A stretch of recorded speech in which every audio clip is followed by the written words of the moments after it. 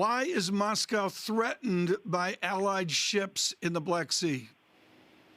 Well, this is right near the big Russian base for the Black Sea Fleet in Sevastopol. The incident this morning, according to the Russian Defense Ministry, happened around noontime at the a place called Cape Violent, and the Russians obviously claim Crimea. They annexed it after the conflict with Ukraine in 2014.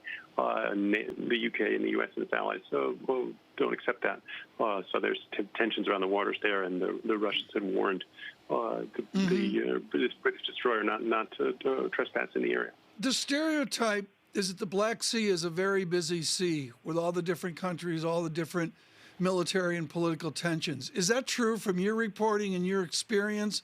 Is the Black Sea overshipped, if you will? Well, there's a lot of action there, but I mean, and certainly this is not an issue of sort of congestion or they diverted here because they needed to get someplace faster. This was there are contested waters here, and the NATO allies and the Russians have been playing this sort of cat and mouse game here for decades, actually going back to the Soviet era, and so this looks like a bit of an escalation from previous ones. There were cases back in 2014 at the height of the Ukraine crisis where the U.S. accused the Russians of buzzing the USS Cook, the destroyer, when you're flying too close from them, that's to scare them away.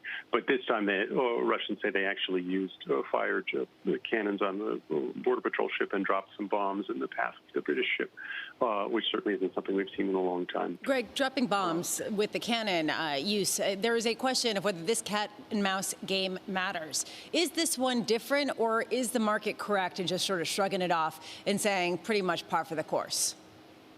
At this stage, it seems like we're still trying to figure out what the reaction is going to be. We haven't heard from the British side at all yet on this. So far, the only account we have is from the Russian side. So we have to take that into account as we sort of try to assess what happened. This is certainly an escalation in terms of how these incidents go, but there are lots of these tensions, overflights poking each other on the border and things like that. So, I mean, the market, I think, is pretty cautious about this stuff. And, we're not talking about direct combat. The whole thing lasted only about half an hour.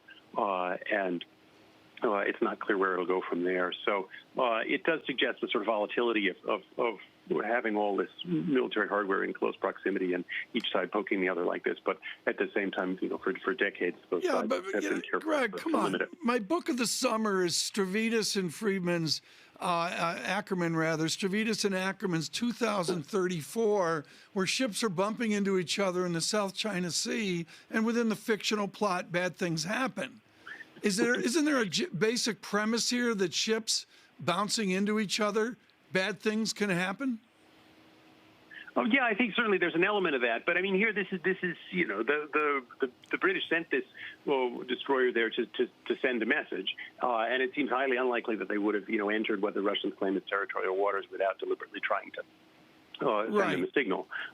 And so I think it's a bit of that, but certainly, it's a crowded sea, and there's an awful lot of traffic. It's a big export corridor for oil and grain and all sorts of other stuff that comes out of Russia there. But this is more, I think, about a sort of Cold War style, cat and mouse game to see how far each side will go.